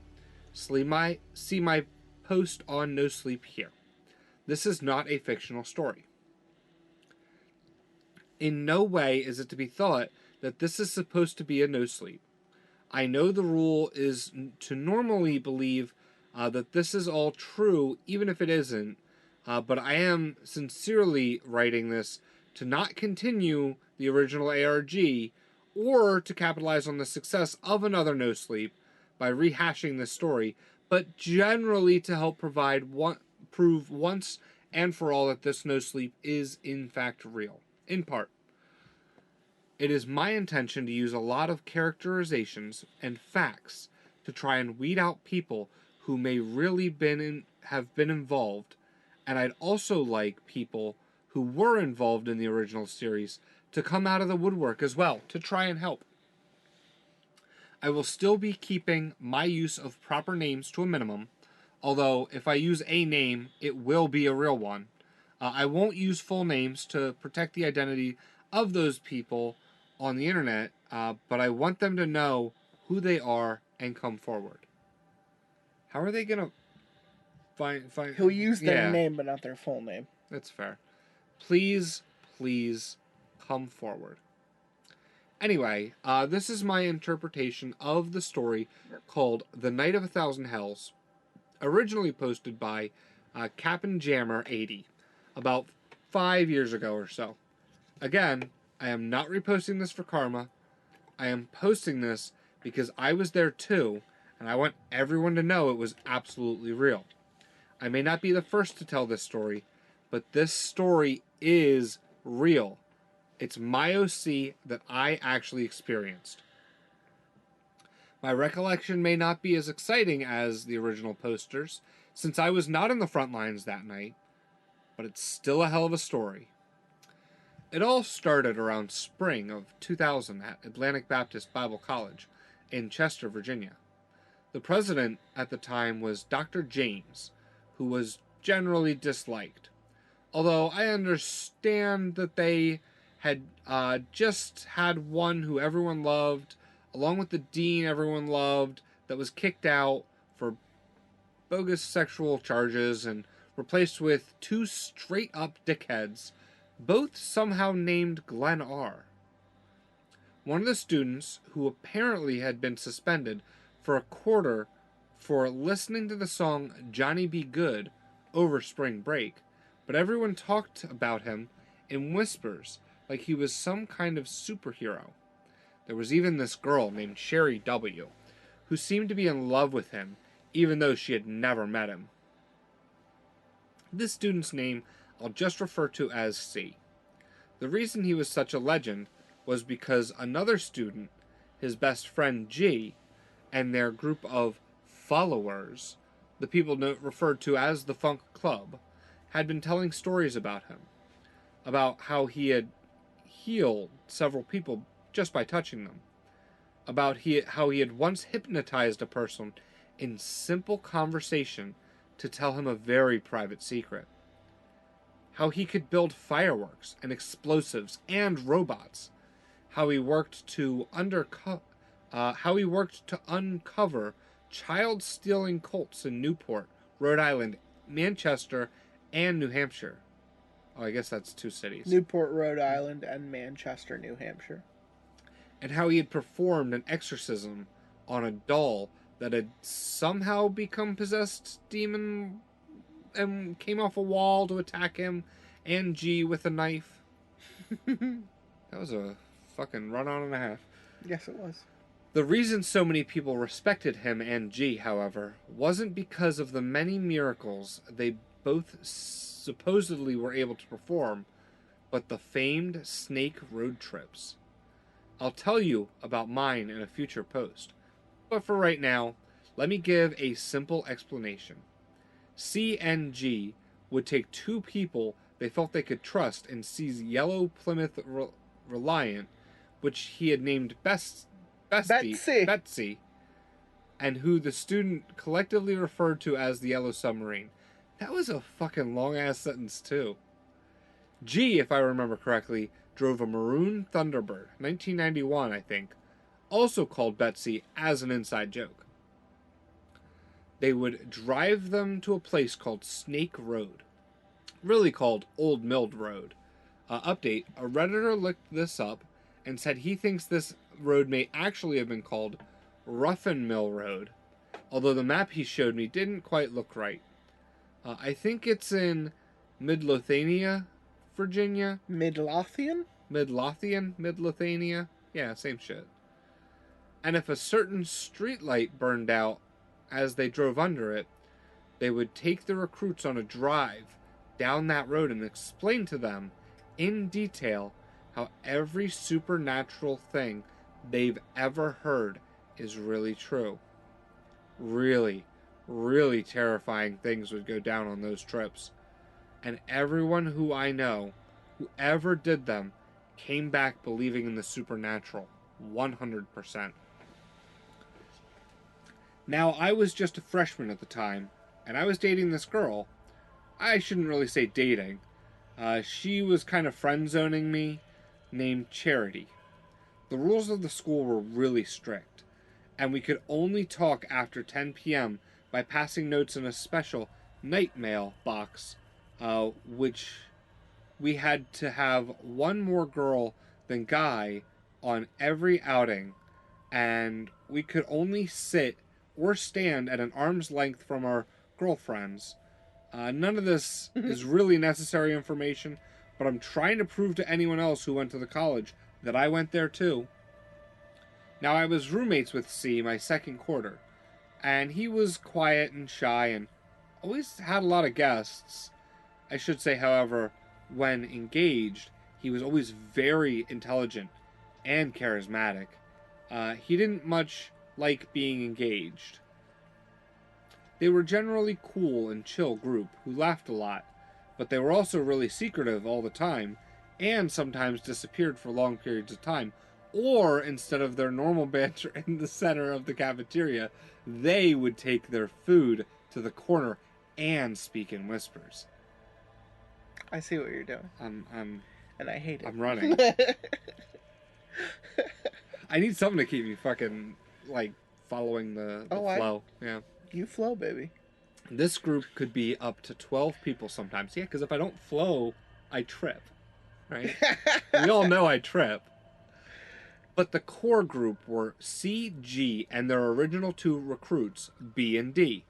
B had been to a missionary to Tanzania with his parents, and D was just a chill, stoner-style kid who never actually smoked, as he was an evangelical Christian, and like most, if not all, the people at the school. I think I heard that B is back on the mission field now, and tries to never talk about his experiences at seminary. And I really think D may have killed himself. Now, I always used to see shadow people when I was a kid. Like, always. It stopped for a while, but after my first few weeks into my 3rd or 4th quarter, when C was no longer my roommate, I started seeing them again. Like, big time. It was around this time when these shadow people started getting really bad, and I couldn't bring myself to tell anyone that C and G were, not to my knowledge at the time, researching the Siberian Sounds from Hell broadcast on the Art Bell Coast to Coast AM show. Heard later that they had tried to use a spectrograph to find out how many individual sounds there were, and found it to be unusually many, but in the end, they just agreed it was a hoax. However, in this time, the sounds had made their rounds among on-campus students, and the religions and their religious fears got the best of them. I heard later the official Funk Club explanation for the events that occurred over the course of that month were a sort of tulpa created by religious minds afraid of the satanic-inspired sounds, but giving true life to their fear, and possibly a passing entity that inhabited the energy and used it to manifest. You know what a tulpa is? No. It's when a group comes together and kind of manifests something into reality that doesn't actually exist. Sure, yeah. You can argue that the kind of pressure cooker situation that was the Salem witch trials, like the witches like that don't quite exist, and the people that were killed weren't guilty of being witches at all, and it was just this mass hysteria. That's essentially tulpa. You know, a popular tulpa now is like Slender Man. You know, the reason we can say Slender Man is a tulpa because it actually did drive two young girls to like violence. You know, they believed in it enough that they actually did something about it, and you know, it's that type of shit that makes tulpas scary. Yeah, you know, the public subconscious. It doesn't matter that the sounds are fake. The events reported in the original Nosleep were all absolutely true. In the month leading up to the event, doors would open on their own, people would see shadow people with red eyes traversing the halls or poking their heads through doors or windows. The bathroom stalls would all move around in synchronization, or point at you, or slam shut, or open, or back and forth, I'm told. There were horribly smells of death and sulfur all over the dorms, particularly in G's room, and everyone had a general sense of fear, unease, and well-being all the time, particularly at night. Okay. That was a lot. You're right. As this was going on, my shadow people sightings were out of control. I saw them everywhere. There were 2 particular instances when I experienced something others had seen as well. First, I was walking in the hallway one night. I felt a definite presence directly behind me, so close I could feel and hear it breathing. After a while, I started to hear footsteps behind me and started to run for my life. When I got to the bathroom, every stall door slowly opened, and then all of them slammed shut, and I swear I saw this giant, tall, skinny monster reflected in the mirror the first time I looked at it. Someone else, I think Aaron, was in one of the stalls and told me he had just gotten there under the same circumstances. I was literally crying in the bathroom stall, sitting down to pee so I could cover my eyes and just sob. A few minutes later, there was a commotion and some screaming. I'd never been so scared that some horrible shit was going to go down in my life. 4 guys came in, and they were friends of mine, although for the life of me, I can't remember who they were, but 2 of them I think were named Brian. So I pulled up my pants, opened the door, and looked out. They were all coated in something gross. I forgot to tag this not safe for work, but with that, I think you can guess the substance. There was a lot, and they were complaining that it was freezing cold. The story was that they had all been lying in their separate bunks, talking, when suddenly all of them got a black spot in their vision. One claims to have gone completely blind for a second or two. One said, "What's that?" And then they all realized the vile substance was on them, and they ran to the bathroom together to get it off. Are they saying that that's cum? Yeah, oh yeah, that's definitely Is cum. that some cummies for mummies? Yeah, they jerked off in a circle and are blaming it on the demons. That cookie. Playing that ookie cookie. But it was the first time they had played ookie cookie in like They all lost. 2 years. Yeah. The next instance was one night when I was walking out in the woods with Charity and another friend named Olivia. I swear I freaked the girls out because I jumped 10 feet in the air. We passed the very well mentioned in some of the backstory of the Ransom saga. In the woods, deep behind it, was the same creature I'd seen in the bathroom mirror. In the bathroom, he looked like a spider almost, legs and arms, easily 10 feet long, each body scaled to match, bent at the waist to fit in the room. Now he stood about 15 feet tall, and I could see his face, just a black area, like the rest of his body made of solid blackness and thick smoke. But 2 glowing red eyes, with an obvious smile that split out both sides of his face. Once I saw him without telling them what I saw, they looked in the direction I looked, and then also started freaking out. Neither of them wanted to talk about it later.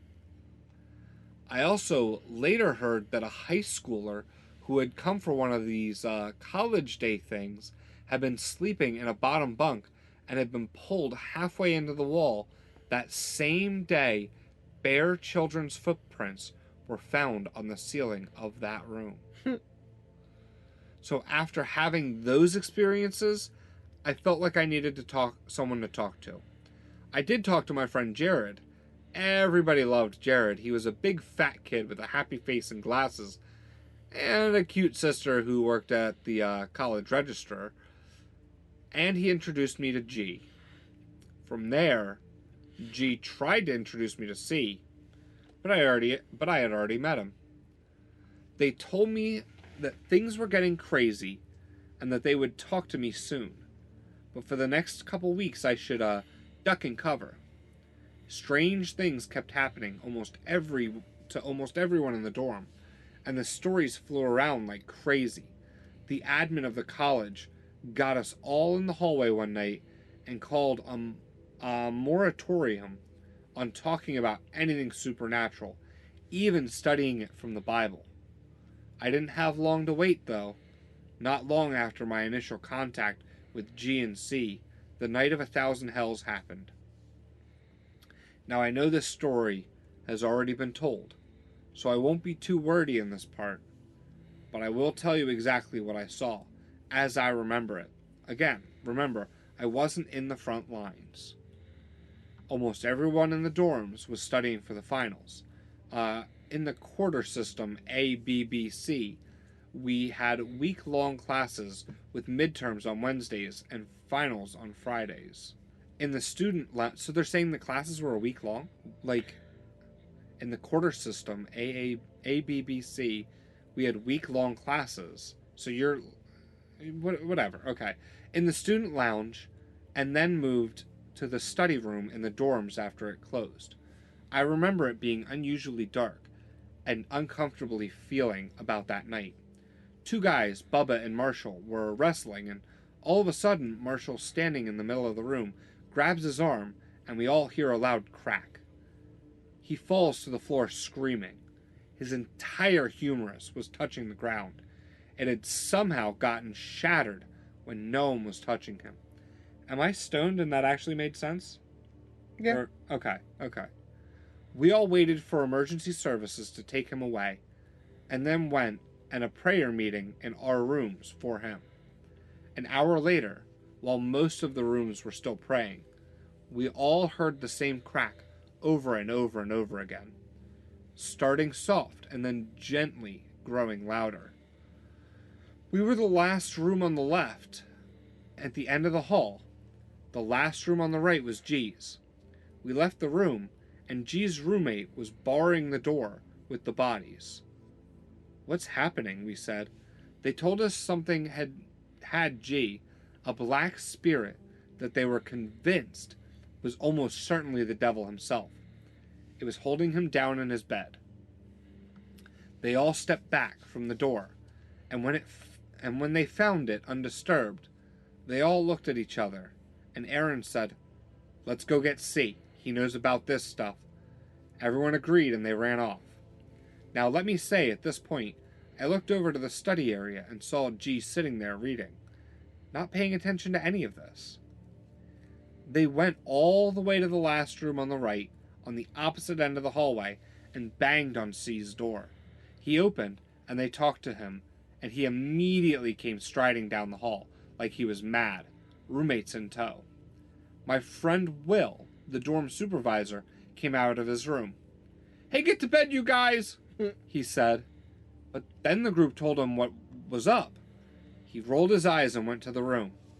He turned the door handle, went paler than usual, and said, "Nope, good night, y'all," and walked straight back to bed. C walked to the door and waved his hand around the doorknob a bit. At this point, I lost track of what was going on as everyone in the room thronged him. He opened the door and walked in. The second he walked in, I saw his head raise almost up to the level of the top of the door. It freaked me out so much for some reason, I actually ran toward it to help grab him and pull him down. I didn't get a hold of him though, but everyone else did. Pulled him out of the room, slammed the door shut. I swear, in that moment before the door slammed shut, I'm honestly not just saying this, I swear to you, this is the absolute truth. And if we can actually find some of the other real people who experienced it, I can prove to you that I'm not just telling a story. I saw him. Before he had only been a mist.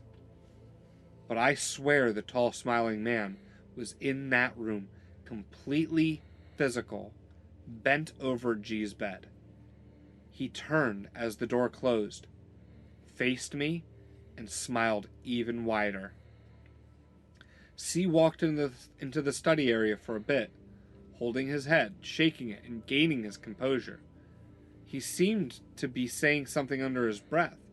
At that time I thought it was a prayer, but now, in certain light of information, I think it may have been an incantation. The others opened the door and went in, like all of them. I followed, leaving C behind, even though he called out, "Wait!" before we all entered. The room was freezing cold, and the lights still seemed off. I couldn't really see anything, but I could make out the outer edges of the giant black shape that filled the far edge of the room, near the window at the foot of G's bed. Me and a couple others were among the first to get G's bed, and somehow he was actually in it, even though I swear I had only seen him sitting in the chair next to the microwave in the study room only a minute ago. He was wrapped up in a blanket and seemingly out of his mind. We pulled him out, left him with the others, including C, in the hall, and went back in like idiots. I swear I only did it because everyone else did in the rush of the moment. After a minute, C stormed in. "Get out, you idiots!" But none of us did. I recall Bubba opened his Bible and started reciting the 23rd Psalm. "Yeah, though I walk through the valley of the shadow of death," but C walked over to him, barked something at him that I didn't hear. In some of the stories I've read online, the character Ian McDermott is reported to have gone up to the character who was doing this and quoted the 119th Psalm, "Thy word I have hid in my heart, and I might not sin against thee." And in the Nosleep, he told the entity wouldn't care about some words he was reading out of a book if they didn't actually mean something to him. After a while, G came into a room full of people praying and screaming at invisible creatures and waving their hands like a bunch of charismatics, which we weren't. He and C huddled together in the corner for a second, walked to the middle of the room, nodded at each other, and then C simply stepped forward and said in a loud, commanding tone, "We've had enough of you. In my authority, I command you to be gone." The Nosleep has it a little more humbly, as OP claims simply to have told it under his breath to go away. Immediately, everything was set aright. The students prayed joyously, sang songs, and celebrated. But I noticed C and G slipped out, left the building, and disappeared. And that's where it ends. Let me see if there's any more. This might have been an ongoing thing. Yeah? But I will admit, I think this is just the same guy just writing sequel. I agree. Sequel shit. I'm not into it. I just think I'm more in. And there's. I think he's just bringing relativity back to his shit. Yeah. And I think he's just trying to keep it alive and maybe, getting another crack at it. And we never read the Snake Road parts. That's where I want to try and find if there is more to this. Because he said he'd talk about Snake Road later. Yeah, I feel like a lot of it was very repetitive. Evidence not up yet, but as soon as I get evidence together, I'll post it on here. Yeah, I was hoping that there would Snake be... Road Drive. Okay. Let me see if there's something there. Night of a Thousand Hells is what we just read. Mm-hmm. And disappeared. Yeah, we finished there. Unearthing. Okay, story time. Mystery. Page is gone. Snake Road is gone. That sucks. Snake Road don't exist no more. Yeah. But this is it. This is all the guy wrote. Everything we just read, we wrote. So here's what I'll say. It all looks to be fake. So, can you go... What's the name of the author of this? Is it this Victor guy on the side here? Veritas Victorum. Search that on Google.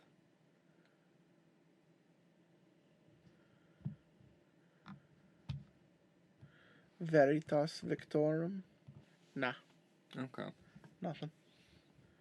Just a name. What I want to do, though, is our own personal research. Go to Nosleep and look up Captain Jammer.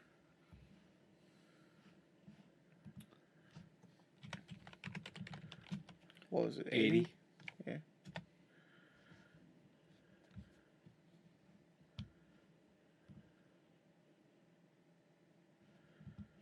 Yeah. Yeah, we read all that. That's all he wrote. Can't we see his comments, though? It's not letting me. Oh. Yeah, I want to see his profile. Yeah, is this the one that talks about the wizards? Oh, I want to read this. I'm trying to find it. No, because I'm not seeing the wizard stuff, so it must have been deleted. Yeah. Oh, scroll down. He admits he's a pothead. Down one more. I've been tripping for 30 years. What? No, there was something where it says I smoke 2 bowls a day. 1 in the morning, 1 at night. Yeah, right there. I smoke probably 2 bowls a day, once in the early morning and once a few hours before I go to bed at night. I found this the best way to curb the full body pain I've been experiencing. Oh, it's just some joint in Reddit weed. Yeah. So this guy just probably started using this as his account after he wrote the Ransom Saga stories, is what I'm thinking. We're seeing like the actual author's identity slip through here a little bit. He's not playing anyone at that point.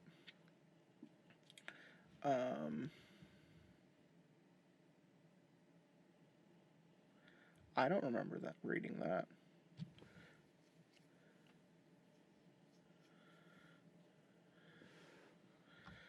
But here, Yeah, there's the wizard. It's interesting. This actually, this is funny that we found this. His last post, even unrelated to everything else he was talking about at the time, is called "Everyone, I'm Finally Back." And it says, I don't have long. I might be gone again soon. A lot of you followed my stories about dimension hopping in the hometown of Ransom, a town that never existed. I have no idea how long ago that was. I set up a sort of dead man switch with some other members of Esper who were told to claim it was all a story in case things got dangerous, and they did. It's not a lie. If anyone comes back and tries to say it again, it's not true, and they are not to be trusted. If there are any members of Esper out there, or anyone who wants to be, please find each other. The shit I saw as I passed through the portal was not good. When I stepped through and saw what was on the other side, I lost all hope of that we can come out victorious. There was a shape I can't describe, as large as the horizon would have been there, as large as the horizon would have been had there been a horizon, textured like crystal and stained in blood.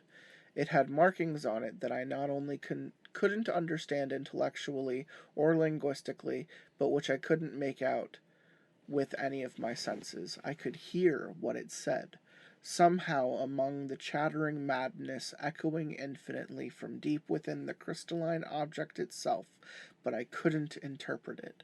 I could feel it vibrating through me, and it tasted oddly cold and biting, like wintergreen. I could detect it with a certain additional sense I knew I had, and some I didn't, which I could see of the writing moved in directions I'm not even sure how many of which I wasn't able to comprehend. Something infinitely tall, indescribably humanoid, and unmistakably terrifying was stirring deep within the shape. It was the only thing there, as far as I could see, and it was screaming infinitely and horribly, a song of insanity that fear still infects me. The sound found its way into my head, not just into my ears, but deep into my skull. I was there forever, and forever, and forever, infinitely plummeting into this goddamned, uninterpretable horror in the void. And the sound kept getting louder, and louder, and even more indecipherable and maddening. And after a while, and by a while I mean what could have been thousands of years into this, the sound began to warp, and almost like it was changing channels, or rather, tuning the frequency into me. The figures carved into the celestial prison cell did the same, and I heard the words for an infinity beyond infinity. They were, don't look at the sun in the height of the sky, or the world will disperse, and the end will draw nigh. The song the creatures were singing turned into a prophecy that buried itself into my mind, which I still hear just as loud and just as awful as the forever during which I already heard it. It said, every one of you knows what this means. It means something different to every single one of you. There are horrors in the night that know your name, and you do not know many of theirs, but you know some. A wizard will come who will light the way, another will come who will darken it. One holds the hand of Kali, one stands in the infinite chasm. Chasm! All will know fear and death and horror. The time is soon. I'm sorry if there are things I left unfinished. I don't know if I will ever come back. I don't know if I will win this battle like I promised.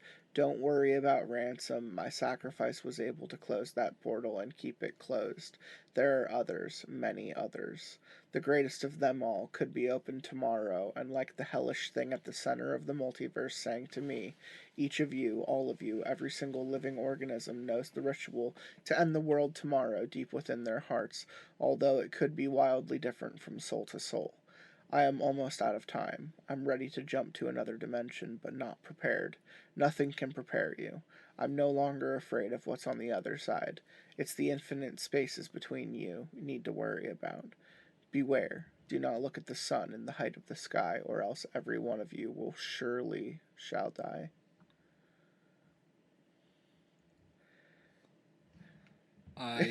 Last comment. 8 years late to all this, but still amazing to read. Interesting. It does have the same run-on sentence grammar style as the blog. As the blog post does. Which, you're right. You know, those two are closer in age. It points to it. Yeah. It points to it. Or at least nods in its direction. 6 years ago. Yeah. Because the blog post was 2018. So it's a year later. This guy still wanted to continue it. I believe you. Yeah. I believe you. Wanted to have a reset button and delve into it again. I did like this part better. Oh, we didn't read this. Ransom Saga 9. He's talking about the ARG. I'm offering a game completely free and you're whining about it. I just give a lot of you who claim to be the thrill of your lives and you're upset that I ended it and now want to share even more with you. Fucking animals.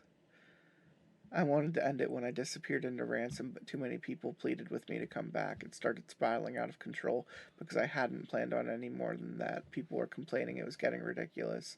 This post pops up. You all begged me for more and more, and I delivered. I was even going to use the post on Nosleep to continue the story, saying a bunch of other random shit. This must have went in a bunch of different directions. Yeah. See, Nosleep, this is why we can't have nice things.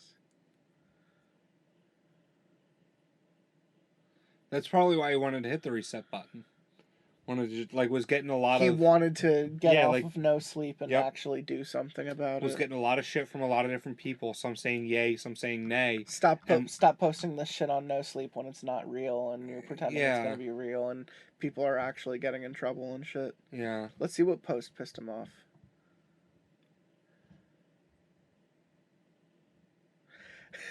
All right, Nosleep, seriously, what's up with the Ransom series? No one is following it. There are 4 accounts involved, and it's starting to become a little too big. What is happening? 4 accounts? I mean, we only saw 2, right? We only saw 2. Yeah. I'm reading the entire thing as it gets posted. What seems to be happening is that people are getting involved that weren't involved in the first place, and a lot of people are claiming that it's because they've been researching Ransom and they're starting to have things happen to them. So it's turning into a bit of a mnemonic thing as well, like the Tulpa situation that they're talking about. Yeah. I'm interested to see where it ends. I think the main OP hasn't been explaining it too well in his last 2 posts. Yeah, OP lost his fucking mind with it. He even came in here. He came into this thread and he was like, I could always, not do it. Yeah. I don't know, there's something interesting. I don't know how much you are into, ARGs, or if you've ever dipped your toe in it beyond that writing stuff that you did. Yeah, but which I almost look at that. Do you ever follow, of the Cloverfield ARG or the Super 8 ARG or any of that stuff going on online? I was in both of those. Fucking campaigns online, trying to do the online puzzles and shit. Yeah. What about the new Batman movie that came out 2 years ago? Did you follow that ARG online? Nope. Yeah, there was an interesting one that we got to see, the Joker pictures before he showed up in the movie and stuff. It was interesting, and the Riddler camera footage and shit. But it's when a studio does it that ARGs are cool. Yeah. It's when a high schooler tries to do it that it can come off fucking lame. And I point you no further than Marble Hornets itself. Marble Hornets was the YouTube that popularized Slenderman. It wasn't the people who created Slenderman. That's Victor Surge at I think Something Awful forums. And they just kind of capitalized on Slenderman by making a YouTube series about him first. And the YouTube series fed into this online fiction, which was, they were posting it like it was real things. Mm-hmm. So their characters would make, Twitter accounts and talk to each other and shit. Sure. And it was interesting for a time, for maybe a year or two, Yeah. watch them kind of talk to each other and wait for the new update. But it went on for like 8 years, and it was too much to pay attention to after a while. So I can see how someone would be like, "Hey, Nosleep, what the fuck is going on?" So Nosleep OOC original, I think it's original online community or something. It's just people talking about how Nosleep stories are written. So this wasn't posted. The follow-up blog was posted here because people didn't want to mistake it for being an actual more Nosleep. Nosleep. Yeah. It's like, I want to talk about Nosleep on something that's not Nosleep. I'm not gonna say I hated it because I didn't. I hate it. I think think the promise. Here's what I will say. I like the sequel narrative story more because the writing felt tighter and it was them talking about the event, trying to pass it off like a real thing. Yeah. I can appreciate the tenacity someone has when approached with the subject of trying to do that. However, it still falls under the same problems that what's going on just isn't quite as interesting enough for me to want to dive into. It didn't. If the Atlantic Baptist whatever church or seminary actually exists, that's fine and cool and dandy, but I could write a horror story about Harvard without ever having been there. Yeah. You know, I mean, it kind of turns into like I could the talk about a lot of Sasquatch thing. I could talk about a lot of real shit, and I could talk about a lot of fake shit, and I could mush them together and try to convince you that it's all real. Mm-hmm. Or I could just tell you it's fucking fake and get over myself. I don't know. After a while, I felt like you, because you at one point said, "I feel like we're reading the same thing over and over again," which we were. But it was for the sake of the organization. Correct, yeah. It was the sake of the organization of how the guy posted it. It's not for the sake of the organization of how I tried to read it. Mm-hmm. There is a lot more here that you can see on Reddit. I think we're damned by not seeing the entire scope of this thing. I agree Someone with that, said too. there are as many as 4 accounts posting stuff. We only saw 2. Mm-hmm. Like, if there are 2 other entire accounts here that were doing Ransom stuff, it could be better. Yeah. It could also certainly be worse. And even I don't want to read the same thing 2 more times though. I agree with that too. That's also where I'm fine just kind of stopping where we're at today, because I didn't find the Ransom stuff enough interesting, and the Funk Club has now been driven into the ground. Yeah. So what more is there? I don't. Now, here's where I'll have an actual discussion with you. Where am I? Where am I? I've had sleep paralysis before. I have seen what I claim to be figurative shadows. Sure. And I didn't necessarily feel threatened. I definitely remember my sleep paralysis lasting a long time and me kind of looking at the ceiling for a lot of it and just wondering when it's going to be over. And part of me is also trying to convince myself that maybe that might have been the dream part of it, but I don't know. You don't know when you're experiencing sleep paralysis how much of it is the actual lucidity of your dream or if it's actually happening. Sure. Because there is a point where you're like, oh, I'm fucking awake. Yeah. I mean, and you don't remember, like, opening your eyes. Like, you know, like, there's a point of sleep paralysis, and I'm not fucking with you, where you're just like, oh, I've been sitting up in bed for 20 fucking minutes, and I have no idea why. Yeah. What was I looking at? You know, like, like, that happens to me sometimes. And, like, more notably, there was one night where I feel like I was staring at my ceiling for 2 fucking hours because I saw stuff at the corner of my eyes that I didn't want to look at. Mm-hmm. And it wasn't because I felt threatened, it was because I'm more of a... On the supernatural spectrum of things, if I'm ever kind of approached with anything, I more so think it's just my head playing tricks on me. And it most likely is. You know, I don't actually believe in a lot of the supernatural shit that we read about on the show. I hope I'm not breaking anyone's hearts, but I don't necessarily believe in ghosts. I don't necessarily believe in, like, entities and shit. Aliens I like to talk about a lot, and I figure from a scientific perspective they have to exist, Yeah. but not from a personal perspective. Sure. And From a perspective of why would they care about us? I believe there's an afterlife to an effect. I don't know if it has any effects on our idea of quote unquote reality, is where I'll say, like, Sure. my understanding ends there. I believe there's an energy that a person possesses that has been documented as leaving the body when a person dies, and people can't explain what that energy is, and I Sure. feel like that is something. And it could just be a mix of temperatures and emotions, because what is science at the end of the day? But, you know, that's where my belief system goes. So when I say that I've experienced what I think is sleep paralysis with the full-on shadow people thing, I still don't believe the shit that's going on in this Ransom series saga that it's trying to say is real. Yeah. The person who is saying, I saw a shadow man haunt a room full of people, I still don't read it like it's real. I still read it like it's Like it's Nosleep. fiction, absolutely. I think of it like as a almost Twilight Zone-y type thing, where like you're telling the same story but like circling around something, But when I never say actually that addressing the though, something. doesn't it take like all of the fucking fun out of it? That it's all fake? Yeah. I don't think Doesn't so. that mean the Ransom series saga and its sequel kind of fail at the door? No, You don't think so? I don't think so. For the sequel series, I feel like it almost fails at the door a little bit by not crossing that line enough for us to believe that this is actually real. Like, the guy didn't put enough work into it for me to actually believe it. Like, what I wanted was what we said going into it. Yep. What we said going into it was like, I want something to latch onto here. Yeah.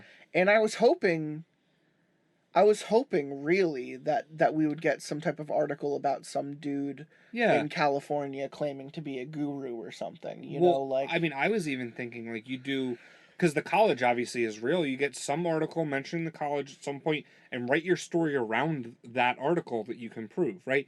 That's cool. You could do it That would have backwards, been cool. like, hey, I have proof here. Yeah. Let's make this flow into like, hey, here's kind of a, you know.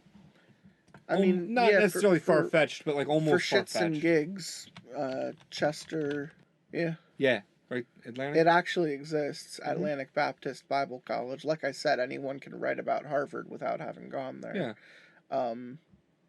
Hit news.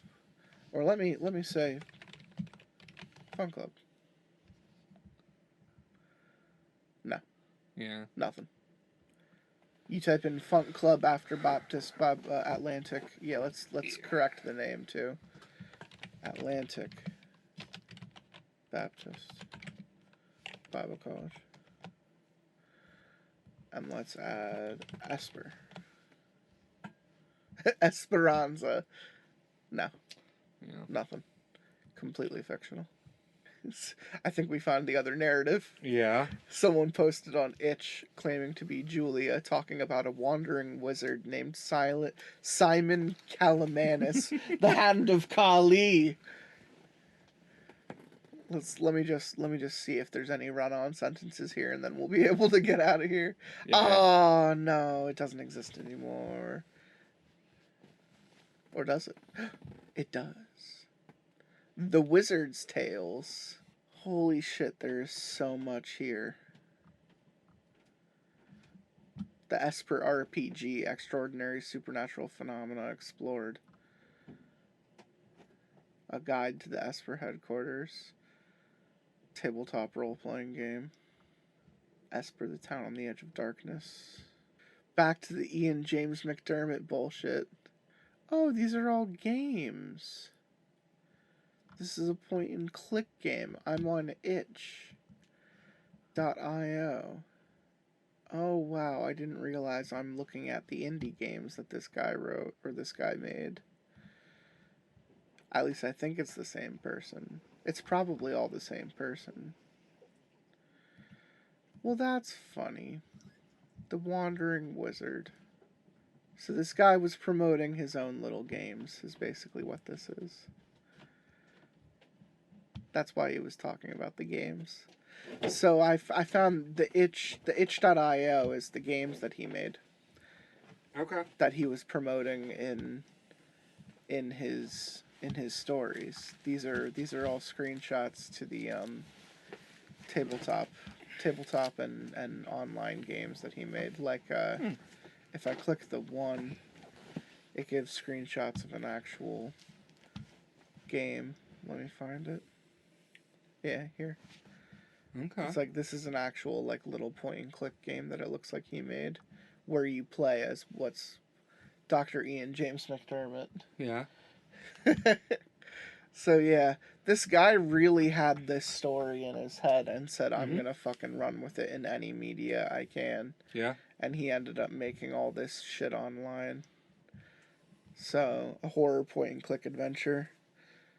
Yeah, I'm over 18. Fucking let me in. I've been over 18 for longer than For quite longer some than I want to time. admit to. The horny occultist. This is just funny. Let me see his point and click game quality. It doesn't look too bad. Yeah. For someone's kind of microphone or old school Flash kind of. Mhm. I mean, it takes a lot to program this shit, I'm sure. Absolutely. So him just making something online and promote, writing a fun enough story about it to, kind of promote the entire in-universe aspect of it. Can you go back to that YouTube channel though? That's very interesting. I don't know what YouTube channel. The one that was just doing the playthrough. Oh. Come on, plug in, do your thing. You're trying to find the YouTube channel now? Yeah. We're digging. We're seeing how far this goes, people. Like, because if this is his YouTube channel. Maybe there's other shit here. Yeah. I don't know. Marble Hornets did that. They did that very well. Niven Hedinger. Niven is the author, apparently. And he likes the Backrooms. Good for you, Niven. Also, that was 2 days ago. So he's still active online. He still likes to do his thing on YouTube. And he's a gamer. He's a hashtag pro gamer. Let's look more at his videos. Let's look more at what he's made. Yeah. Oh, he likes Mandela catalog shit. He's into the analog horror. He likes to... Yep. Backroom stuff. Real into backrooms for 2023. Good for you, Niven. Behind the scenes of his newest stuff. Looks like he's still making fun little games. Yeah. Way better quality. Self-improvement. A plus. I'm actually not sure if this is the person who wrote, yeah, I don't think it is. I don't know the if it series, but if it is, good for you. Yeah, I was gonna say, can we go to like something that's like 8 years ago?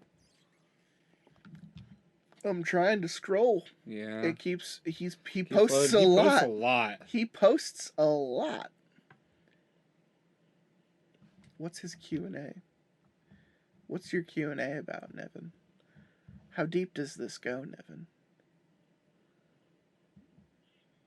Oh, I don't actually want to listen to you talk. Oh, he's talking about his Q&A on Monday. Yeah. Probably on Nosleep. That's where he's asking them to come up with the questions. He's telling everyone. Yeah, gather your questions, sirs. That he's I doing. shall be answering them. Yeah, I'm sorry. I can't go all the way back. I'm still That's at a fair. year out. Yeah. This dude posts a lot of shit. Anyway, there's another dimension of that for you. Following the wandering wizard Simon Calimanus. Guy's got a hell of imagination, I'll tell you that. I'll tell you what. Better imagination than I have. I'm a fucking DM. So I don't know about that. Your imagination's pretty fucking wild. Yeah, that's true too. I mean, how long have I been writing Delvorland? 5 years? Very long time. 5 years. I'm trying to start it up again. Get season 4 going. Ooh, that probably sounded like a fart, but I was yawning. Yeah. Yeah, I'm It's just tough. I'm literally on chapter 3 of my current campaign, and I'm loving every fucking second of it. Yeah. My group of 6 is thoroughly enjoying themselves, and we are, I'm getting closer steps to getting the IRL group together. Sure. I'll cast a fishing line your way when that happens if you wanna join that. But I'm having fun enough with my single group as it is. So anyway, Ransom. What'd you think? Honestly, if you came to me and you said, "Hey, I found the third and the fourth account, we should read this," I would say yes. I'm not gonna do that. That's fair. That's fair. I'm just like, and it's not because I disagree with you. It's just that what more can they offer other than more of the same? And I'm not interested in more of the same. I'm interested in what's new and exciting. And I wouldn't do it next week. Oh, that's fair. Like if it were like 8 months from now, and you're like, "Hey, this popped up. Do you like someone recommend like number 3 is the same, but number 4 is really different?" But let me hit you with this. Let me catch you with a slice of this. Would you rather read more Ransom or something completely different, or more Lily Madwhip? Yeah, fair. You'd rather read more Lily Madwhip. Yeah. Very fair. Yeah, you would. Because it was a better series. It was a better story. It had better characters. It was better written. Little ADHD girl. Yeah, I had a lot of fun with supernatural powers. Yeah, she was great. Oh yeah, I'm talking like a little kid with ADHD. Yeah, I like getting into character. Like that's one thing that I didn't like about this series is there weren't many characters for us to like. No. Become... The story was very one note, and it's evidenced by how we read it. We read it like we were reading something we just found online. Yeah. So, and there's some aspect of the chauvinism that I like. And there's other stories we've read like on this show that also kind of sounds like, "Oh, hey guys, I'm here to make this post. I want to read about this thing on Reddit, and here I go." Like, it's not the first time we've read something like this on the show. Yeah. I'm also not surprised that it's the last thing to date that we've read on the show. Yeah. I had higher hopes, and I'd be lying if I said I wasn't at least a little disappointed. That's fair. But not to the point where I like fucking hate him and I wish he was dead. It was okay. And I think he did a good enough job. I think if he... We didn't scrap everything. That was 2018. Yeah. That was 2018. Where do you think this guy is at 5 years later? Well, and I'm sure he had a lot of time over the last 3 years to write. Sure. I'm sure that this human being is writing something else somewhere. Maybe not as in-depth, maybe a little bit lighter. And maybe even more in-depth. Who knows? Yeah, who knows? Because I don't. Hashtag if you know, come tell us. Because I think all of this may have been real.